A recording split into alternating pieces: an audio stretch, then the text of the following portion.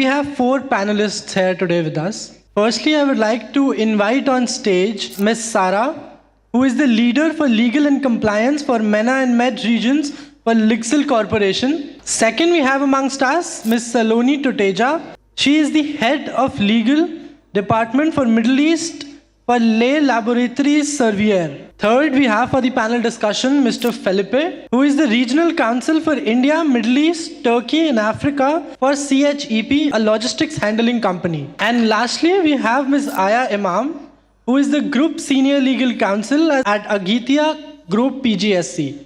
A huge round of applause for all the 4 panelists.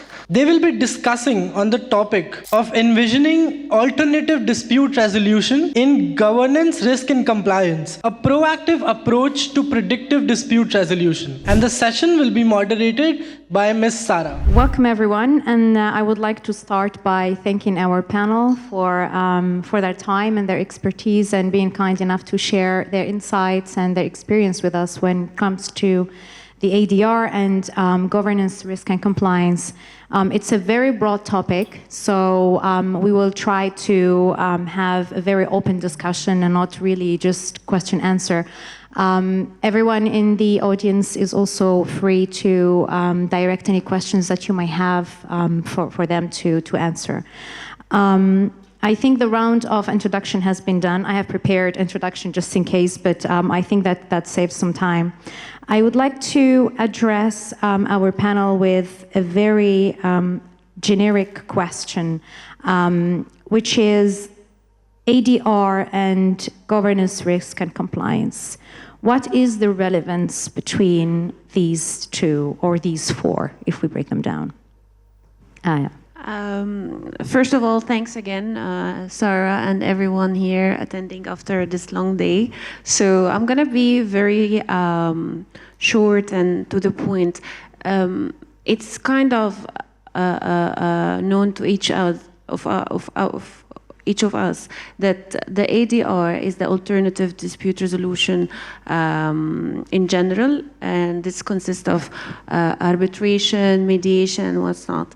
And the ESG standing for the environmental, social, and governance regulations. So basically, when we touch base on both of them, we find that maybe we are struggling to link, and hence my idea of trying to give you a background on how I would think of them.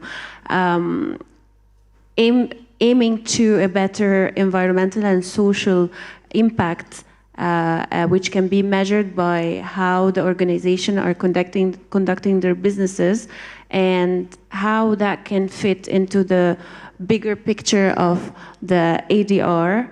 I can mention that the environmental and the social aspects trying to fit into the purpose of reducing the carbon emission, trying to provide some sustainable solutions on the long run, and by trying to lower for example, the straightforward court load would be reverting to the ADR and the mediation, arbitration, and what's not. And Sara, I'll just add to what Aya mentioned. The way I see GRC and the relationship with ADR is GRC is an umbrella and ADR is a part of it. So GRC is the one that governs ADR or our choice to whether we go for alternate dispute resolution or any other method, preventive mitigation. Like it is a sentiment that covers from A to Z of our dispute, whichever way. It's even a negotiation. So that's how I see it, as a vein or a sentiment or a background music that goes with disputes or any conversation, actually. Any thoughts, Felipe? Yeah, maybe I'll build a little bit on that, perhaps with a little bit of a different angle. So I guess the angle that, when I faced this topic, my first reaction was, okay, same as Sara mentioned, it's a little bit broad, it's a little bit difficult to digest and try to, fully comprehend. The way I saw it is, the first thing is, what I see specifically in my company, commercial guys and finance guys and executives, what they want to see is certainty. They want to know what will happen when the lawyer comes with an issue, maybe not the lawyer, the compliance specialist comes with an issue, your sustainability business partner comes with an issue. Okay, what's going to happen? Walk me through the whole thing. What can go wrong after you told me this terrible story, which is usually the case? And through that mindset, through that lens, is when I saw the ADR component to these issues that come in either in compliance or in governance or in the three, let's say the three letters that compose the CDR. And with that lens is where ADR comes in. I mean, how can you manage that certainty by giving ADR to these components? I mean, is there any way of managing that expectation by knowing that we are going to settle, or there's already a process to negotiate, or there's already an arbitration agreed with a third party, with our employees, or our processes are this or that, that can add a little bit of certainty. So that's kind of the mindset that when this discussion came to us. And in that sense, I guess we'll speak a little bit more about that, pros and cons and whatnot, but that's where I saw the discussion had to be framed. Is ADR a solution for that certainty? One question comes to mind, and I would like to ask you, Saloni, what other risk analysis methodology and tools used in GRC? So GRC or ADR, either of the two. So there is such a first, let's start with, maybe take a step back and say none of the transactions, none of the contracts, no action that we take as an individual or as an organization is foolproof. There will be certain risk, whether it's a compliance risk, it's a regulatory risk, reputational risk, there are various parameters.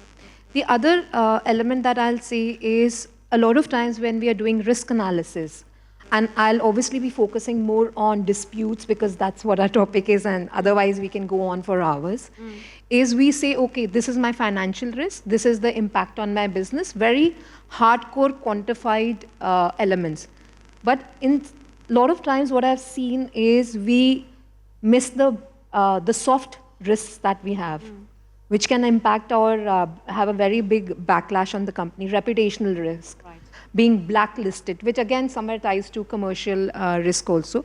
But these are the ones that I think should be equally quantified. So when we talk about risk analysis, there are thousands of tools today. There are a lot of companies who are doing risk analysis, so that makes our life very easy. Benchmarking has become the new buzzword. Everything has to be benchmarked. But what I always say is, first you have to understand your company. Rather than saying, let's go for this tool and that tool, they should be aiding. And I think all the panels before us have talked enough about AI, so I'm not going to say how these AIs are good, how data points, the new oil, so that I think I'm not going to bore everybody with that already. What is important is please be mindful and have a holistic view when we do a risk analysis, whether it's through tool, manual, whatever it is, whether it's dispute or any other part of work you do. Think about the commercial, think about the financial, think about the business, think about the resources that you'll spend. Are you spending good money for bad money? What kind of reputational damages that you are? So you have to create these 4 or 5 parameters, quantified and non-quantified, and that's how you proceed for risk analysis. The other thing also is important is when I talk about soft topics is also, it's not about, again, spending money. It's also about whether you want to set a right tone, precedent. Compliance, I think one of the biggest thing is setting the right tone with your channel partners, within your organization. So you have to analyze all this along with the industry that you work. I work for a healthcare company. We're always under a radar, whether it's FCPA, whether it's regulatory. So it's sensitivity for a healthcare or fast-moving products or something will be maybe much higher than some other industries. So see things more holistically rather than just my 10 million will get impacted, my 5 million will get impacted. So that's I think, my big monologue is all about. Any input from you, Aya? Or? I agree with Saloni in terms of the in abstract. It's kind of very unclear to what extent we can measure the risk analysis, benchmarking, and all those sophisticated words, and having a report with everything ticking the boxes. And I think we are still in this region of the world. We are still learning about what is the ADR, and maybe that would be like very surprising to many of you, which are already following some ADR tools and already have many litigious matters and arbitration. But I think people are still, or the general counsels per se, are still not very well versed when it comes to deciding whether to go to the courts or to the arbitration. They just put it there with clauses just to make sure that they are updated and they are doing what everyone else is doing. So basically, there's not enough knowledge on what basis this decision should be taking course, the dispute nature, the industry of the company. For example, my company, and adding to yours, mine is a listed company, so we do have the ASCA, which is looking after us in terms of the compliance, and we do have public disclosures each and every week, for example. But again, is anyone looking into what each and every council doing on which basis we are taking those decisions vis-a-vis the disputes or the topic in discussion? I don't think so. So it's a little bit, not that I want someone now to go and audit us, we are good. So one question also would be, is ADR always the best approach, or is there scenarios where the organization or the individual doesn't really have a choice of alternative dispute resolution, and you are forced to follow a certain path? You go to court because you did breach so-and-so policy, you have not followed some compliance, so there is not really a room sometimes to decide on an alternative dispute. So what are your thoughts on that? Let me take that question, and I think that's exactly the point, especially when it comes to the C of the GRC, when it comes to compliance. I think the panel, a couple of panels ago, we were talking a little bit about the minimum requirements that we have as lawyers to always be, black and white, and always make sure that our clients, when we're a law firm, or internal clients, when we're in-house, they're well represented, and we make good representations of facts and law. In that same kind of line of thought, when it comes to compliance aspects, my view, and I think I come, or I'm part of an organization similar to my colleagues here, they are listed companies, and as listed companies, they are under a set of rules and regulations that you can simply not opt out of. So in that same sense, agreeing to ADR when it comes to a compliance issue, it's not something that can be simply done and simply just taken as a matter of internal policy. I guess the matter will depend, and I gave a little bit of thought to this. It will depend on the type of compliance matter and the type of company, of course. So we are all part of multinational companies, so all of them are listed. Usually they're quite big in more or less regulated sectors. I guess if you work in healthcare, you are much more regulated than in my case. We are a logistics company that we don't deal with customers. So in that sense, we fly a little bit under the radar. But still, of course, as a listed company, a big marker in the Australian Stock Exchange, you are subject to a series of rules. And in that respect, well, you of course have to be very transparent with the way you do business to the stock market, to your investors, and going to the same kind of message that cuts your wings in the sense of what can I do as an organization, in the sense of agreeing to some sort of ADR policy when it comes to compliance policies. On the flip side, if you are a private company, you are a startup, perhaps just very small sized, the owners are private investors that won't really care much of how you manage things because of the very early stages you are as a business, then you have that wiggle room. You have a little bit more of opportunities in the sense of managing policies that are less stringent as the ones that a big multinational could have. So it will depend a little bit on the size and the type of the company. And the second point, of course, it will depend on the type of compliance breach or compliance situation you're in. Internal situations, I guess all of us have compliance policies that relate with ethics and relate with good behavior, best practice, I guess things that go a little bit above the minimum requirements of applicable law.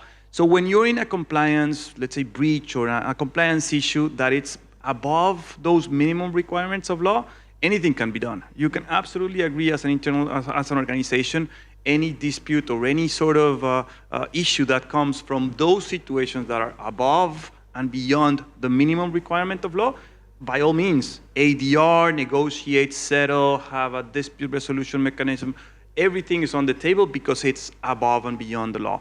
When it comes to the applicable law of a particular country or jurisdiction, then that's when your hands are tied. So then again, it comes to your size and the type of your company or your business, and then the type of compliance situation we're in. And then I actually had thought of an example that I guess it can be familiar for a lot of people in the room.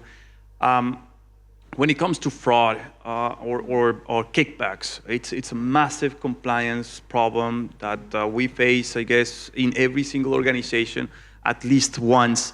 Unfortunately, these things tend to happen.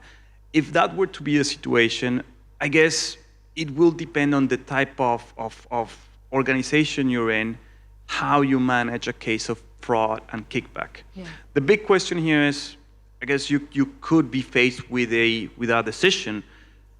Should I settle with this person and try to get my money back? So let's assume there's a situation where a few employees get together, they find some false vendors, they manage to get the company defrauded of a few $100,000s of dollars with some fake companies, but it was pretty much a group of employees.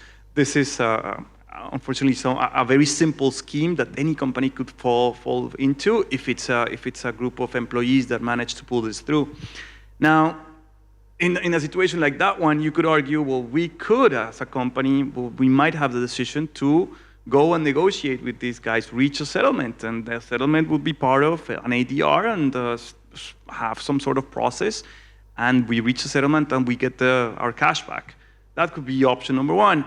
Option number two is, no, this is entirely a compliance issue. There's no way we are going to deal with any of these individuals, and we are bound to the rules and regulations of this place, and this has to go immediately to the authority, namely the police, the prosecution, whatever it's the regulation of that given country. And you could argue it both ways. You could say, well, it's actually much more efficient. It's much more for an executive or a finance guy. It makes much more sense to get your money back through a settlement rather than to go to the police just for the sake of, let's say, following the due process of a given jurisdiction. So you would have that conflict of solutions. Do I go through ADR, get my money back? These guys are willing to negotiate, or do I go to the police and just make the police handle this? Most probably, if the police handles the situation, the money will never be back. But also, it depends on which jurisdiction we are talking about and which, I don't think sometimes, or at least in my experience, when we are talking especially about compliance and risk, the organization or the company has a certain rules and policies to follow, and there is really little for us, so there is little room, if nothing at all, to decide on any approach, let alone ADR. So it's very much, it is as complex as it is, but it is, sometimes I see it black and white. If there is a fraud, that's the process, this is what you need to do. And in some of the cases, some of the jurisdictions that we operate in, it's quite a rigid process that requires the involvement of the authorities. So there is no discussion about how can I resolve this, is there any alternative, or how can I get with the minimum damage. It's going to automatically be of a bigger issue because you're dealing with, it's no longer two parties, you're having a third party involved, and in most of the cases when it comes to compliance or risk, it is the authority, unfortunately. And Sara, just adding to both of you, I think your question was, is ADR compulsory or important and always be done? The answer is no. And I would like to stitch it back to the aspect of governance. And I think, Philip, you alluded a bit, is some companies are so stuck on the fact that dispute has to be resolved by ADR. The governing law has to be the company, the law of the incorporation, the country where the company is incorporated. And also if it is, if you have some investigation, you have to submit to it, and you have to give all disclosure. So I know the last aspect sounds a little controversial, and I'll take it step by step. ADR is not a solution for every problem. There are some things where you have to go to a court. You cannot resolve it by ADR. So you have to think, there is no one rule, one size fits all, especially for the way you want to do your dispute resolution, whether alternate or otherwise, or decide not to do it. And that also depends on the industry, right? Exactly. So especially if you're talking about pharmaceutical, if you're talking about industries that are heavily regulated. Enforcement. I think the biggest one is enforcement, maturity of the jurisdiction, the subject matter. You're not going to spend $100,000 for a $10,000 labor matter. So, you have to pick and choose your battle. And of course, the investment as an in-house resource that you do. So there are various things. So ADR is not a solution for every dispute that comes to us as an in-house counsel. That's one. Governing law also has to be varied. You cannot choose, just because I work in a French company, French laws. Right. French law will not work if you have a labor matter in Lebanon. It will not work. The last but not the least is, which I used to hear, and I've worked for public listed companies earlier, Americans, FCPA, UK Bribery Act, I think we all have heard all these things. Make disclosure, make disclosure. It's not about disclosure, it's about intelligent disclosure. Right. That is so important. You cannot give everything. You have to give things which are intelligent, which they require. You don't have to give them, if they're asking for A, you don't need to give them Z. And it's not that you are hiding things. You have to do it in a way that is conducive to the investigation without hampering it. I think it's very important that we make these also a part of whether we are doing a dispute, whether we are doing an internal investigation or a subject of external investigation. So I think those things have to be a part of whether it's governance, whether it's compliance, or any other aspect of our ways of doing business. Sara, if you allow me, there's one thing that actually came to my mind when I read the panel discussion topic, and that was mostly related to whether we can actually, I reversed it at the beginning, and I find it like a little bit relevant now somehow. So basically when I read the topic, I thought, how can we actually implement the ADR solution in any dispute related to ESG or corporate governance? So it's the vice versa. And I found it interesting. You actually can't. Because mostly arbitration or ADR tools are, in my opinion, more relevant in commercial disputes or very technical disputes, because you need someone who will act from a position of knowledge, a position of experience, and hence you cannot bring any judge, and that's it. So you need some people, it's like the synonym of an expert, appointing expert, and whoever is working in Dubai with litigious matter related to Dubai courts, Abu Dhabi, or the ordinary courts, know that every dispute goes to an expert, right? So it's similar. But can we apply ADR in in disputes related to ESG or corporate governance. So what do you think? Do you think we can? That depends again. So it bounces back to what Felipe was saying earlier. It's not really something. It depends on where you're operating. Depends what your industry is. Depends also if you're a listed or not listed company. The size, the policies that you have in place, the laws that regulating where you're operating. There is a lot of elements that need to be taken into consideration before jumping and saying this is the best solution. I am sure 100% that, and also seeing it from if you are in the private practice, being a lawyer in a law firm where you advise, and also being, in our case, in-house. So being in-house, we see it from a complete different angle. Yes, ADR can be, or if we take, for example, arbitration, it's easier in a sense that it's less, strict in terms of submissions, in terms of being in front of the court. You have your arbitrators. You have a certain set of rules. You can manage it. It's less hectic on you as a party. However, the matter that you're dealing with, you can't really go with it. So as Saloni said earlier, it's you pick and choose which is the topic, which is the matter that you can, if you are allowed, or if you are able to implement ADR, yes. And again, you have to quantify. So you're not going to jump into a matter that could be, if you go to court, for example, you would be liable less if you go to ADR, and then you're like, okay, I didn't know, I should have quantified it. I didn't know it was going to be that costly. It was going to affect me that much. So it's the role of the in-house, which it is one of my questions that I have prepared. So I will leave it to the end because I was going to ask my next question is, do you, based on what we've discussed now, do you, in your experience, have had successful implementation of ADR in any of the GRC topics? And if yes, we would like to hear from you.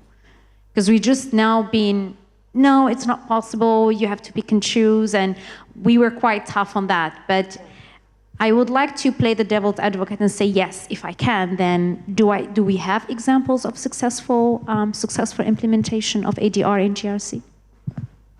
Yeah, maybe I'll share a little bit about internal policies that we have in which we have established in some events of risk, business risk. Of course, we're talking about logistics here. So your logistics arm of your companies means trucks, means containers, means pallets, means assets. In some particular risks within the logistics sector of a company like ours, there are internal policies that say this risk we will never litigate, this risk we will litigate under these circumstances, and these risks we will absolutely settle 100%. Yeah. Those internal documents, and there are moving documents, of course. I mean, it depends, of course, on while managing expectations of your internal stakeholders, because that matter, right? We try to sell the best solution to them, saying like, yeah, this is amazing if you do this and this. But then I've realized the toughest questions are not from lawyers. The toughest questions are from our own stakeholders, directors and shareholders. And you have to be really knowledgeable about why you're choosing certain risks to litigate over, and how did you quantify this, and how did you come up to this conclusion? Yeah. So I think the risk is more internal than facing, the bigger problems outside. So if you can just shed some light from, how did you have that tough discussion about choosing the risk and where to litigate and... Yeah, I guess it was just years of getting the fingers burnt. Yeah. So once there's a type of litigation where usually logistics companies simply get crushed, and after years of litigating and understanding the risks and pros and cons, listen, it's just always best to settle. This is going to be a no-winner. This is, I don't know, according to our contracts, this is where you entirely dropped the ball. That's where you have to settle. And we have tools, to help you out in understanding what types of risks, when, under what circumstances, and it's kind of a guideline that as a company And insurance companies also have a similar, table or let's say policies or guidelines, whatever you want to call them, that have kind of mirror a little bit. So our insurance is based on our type of risk, and that policy helps in establish the type of risk that we take as a business.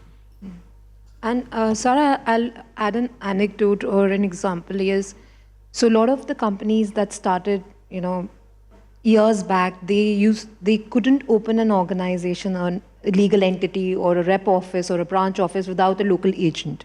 It's there. Now, whether it's your channel partners, you had to, your license was with your channel partner and they were your distributors, your agents. As a part of GRC, whether it's compliance or otherwise, as the market started maturing in the Middle East, the concept of compliance became even more evolved with passing day. You wanted, as an in-house counsel, to create one-arm distance, that they are not our agents, they are our distributors. It's principal-to-principal kind of relationship, which again becomes a part. I'm not talking about ADR, I'm talking about a step before that, which is mitigating or prevention of dispute. So this is where I think your governance risk analysis, your governance comes into picture and say, this is what we want, this is the risk, and that's where you start getting a buy-ins from your internal stakeholders. Another interesting aspect that I've heard from a lot of in-house counsel, we'll enlist the policy, we'll enlist the risk, and now it's commercial decision to take. It is not that. It is you have to put your foot down a lot of times and say, no, this is the risk, this is the policy, and the business ought to do that. Like in the example that I said, from agency to distributor, no, but we are used to doing business 40 years, 50 years, 10 years, like that.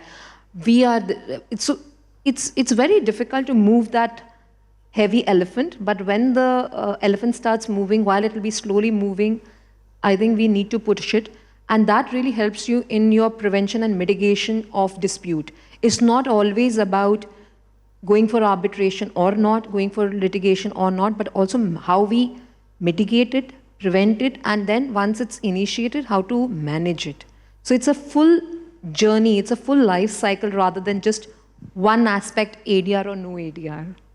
It is most of the time about avoiding the confrontation, the discussing the confrontation.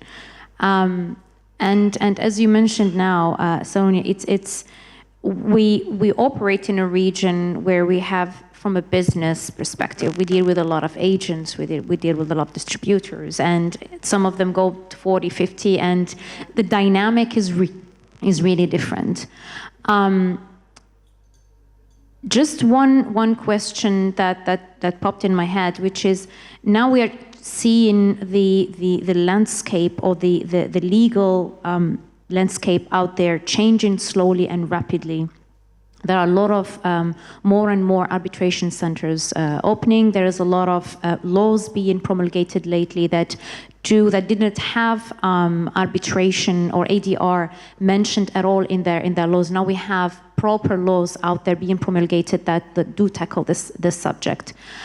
Do you see in the future with this rapid change, do you see that ADR part being slowly integrated in the GRC, or do you still see the risk that it is somehow an untouched topic, it is a heavily regulated topic, that ARD is still more or less kept for commercial rather than compliance, risk, governance related matters? Bit heavy, but no, but it's a great point, and I think we are moving towards that direction. I think ADR, I mean, eventually more people are talking about ADR. What you were mentioning, more centers are being opened, regulations are being more comprehensive around the ADR. Enforcement of ADR it's improving, and as this moves forward, I think there will be a point where ADR will be a viable solution for, let's say, compliance issues. Once that happens, well, absolutely, I think a company like mine will be the #1 to adopt ADR once, maybe not necessarily a law, but at least some sort of precedent that allows you to solve things through ADR rather than to go to courts. By all means, ADR is a great solution. We're not there yet, but hopefully we will be there in a few years' time. I do have, I'm seeing something else actually, Sara. I'm seeing a different type of result, the DIFC and AGGM. So I think most of the companies now, which we are dealing with, including mine, we are trying to minimize the court exposure and litigation with AGGM and DIFC, which is still under the umbrella of litigation and similar to courts, but yet they're not very much, I would say,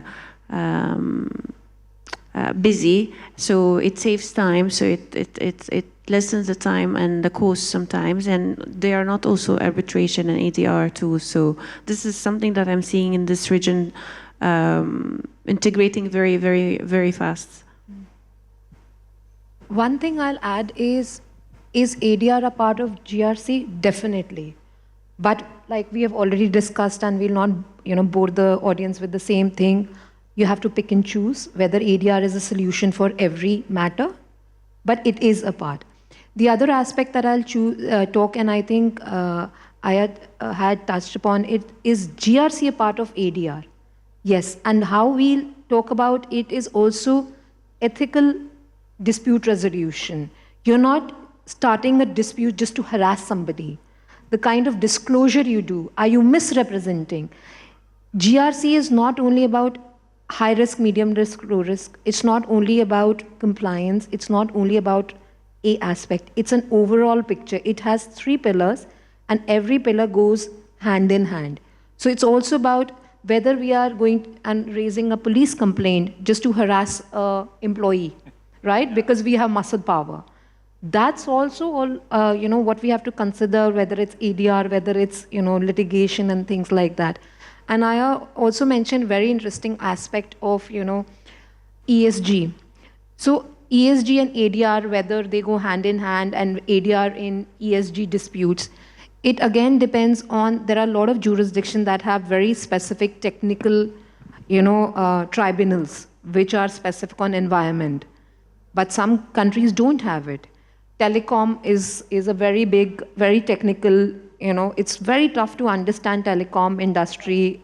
So there are tribunals made for it. If a jurisdiction doesn't have, then alternate dispute resolution is a very good alternative, because then your arbitrators will be somebody, you can choose the arbitrators dependent on their experience in telecom industry, and so many other. Other aspect is also obviously confidentiality. Not AI, not data protection, but just confidentiality of your business proprietary information. So those are the things that specifically big ticket matters, whether it's telecom, environment, and many more. So I think that's where ADR is a good option, not always, not 100%, but it is something that worth considering on the 1,000 parameters that we have already discussed in this hour. When you were talking, I was just thinking, from an ADR perspective, from a dispute resolution perspective, and if you're working in an organization or a company that serves customers, it's a B2C company, it's not a B2B company. Probably between a B2B company, it is easier to incorporate ADR within the framework and umbrella of GRC. When it comes to B2C, if you are in touch with customers, if you're selling goods that customers are using, there is a risk that you really cannot have a say in it, and you have automatically the regulatory body saying it's not up to you to decide, because here there is a public interest, and the public interest takes over. So whatever, even if that's, say, in an imaginary world where each customer has agreed to arbitrate, the regulator comes in and be like, no, it's not up to you to decide. This has to be with, it's a broader picture, it's a public interest, and automatically your right to choose this option is made redundant. May I just interrupt here? Sure. Yeah, with your permission. Of course. ADR means alternate dispute resolution. It means we are talking of something alternative to what is there already. Yeah. And that is the law, the enforcement by the courts. Right. So how can the two be together, ADR and in GRC? Because GRC essentially matters of compliances, regulatory issues, where you see you are in breach of the existing rules and regulations. If you are in breach of those, then where is the question of ADR coming into the picture? Because those rules and regulations and the laws which are applicable, if it is Companies Act governance issues, they will come under that, you see. If there are other violations, even ESG and other, they would come under those laws, where there are penal provisions. So how do the two go together? So I don't agree with this broad proposition that ADR is inherent in GRC. It is not. Thank you. Thank you. and very much appreciate your comment, because it's very related with what we were just saying. So I very much appreciate the additional comment. I guess I will give you an example to kind of set the tone on, as much as I agree entirely with you, in the sense, especially in the compliance front of things, that you're absolutely right. You cannot talk about ADR when we are talking about minimum public policy law in terms of compliance.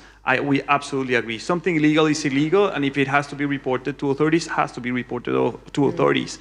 I guess the question comes when, within the framework of compliance, the companies go a little bit above that minimum requirement. And that's where you can have or talk about ADR, and an alternative dispute resolution mechanism for an issue that it's not public policy law, but a little bit higher, the standard is higher. Let's say conflict of interest. It's not illegal to have a situation of conflict of interest, but your company might regulate that. Yeah. In a situation of conflict of interest, you could eventually just negotiate with either the employee or the company that's in a conflict of interest. That is not illegal. So I guess the answer to your comment would be agree to the extent that it's public policy law. I think we can talk about ADR when within the compliance framework we're talking a little bit above or beyond public policy, and that's where I think the discussion is.